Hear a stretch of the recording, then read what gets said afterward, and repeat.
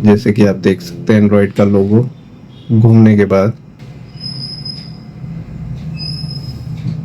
Problem क्या है? Hard reset करने के लिए हमें ये की का यूज़ करना है, जिसमें हमें पावर की और वॉल्यूम माइनस ये दोनों को पहले से ही प्रेस करके रखना है और बाद में पावर ऑन करना है। पहले पावर बंद कर देंगे। तो हार्ड रीसेट करने के लिए हमें वॉल्यूम माइनस और पावर की को दबाते हुए पावर ऑन करना है। सो हम क्या करेंगे, ये दोनों की को प्रेस करके रखते हैं पहले से ही और बाद में पावर देते हैं। ये हमने पावर दे दिया है। इसे तब तक दबा के रखना है जब तक इरेजिंग लिखा हुआ ना आ जाए। तो मैं ये प्रेस करके रखूँगा। सोनी लिखा हुआ आ गया है।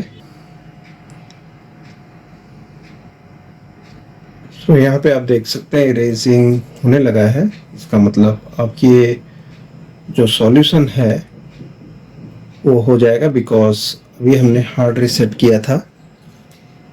यहाँ पर वॉल्यूम माइनस और पावर की को साइमल्टेनियसली प्रेस करते हुए पावर को ऑन किया था। इसके बाद यहाँ पर इरेजिंग आ चुका है।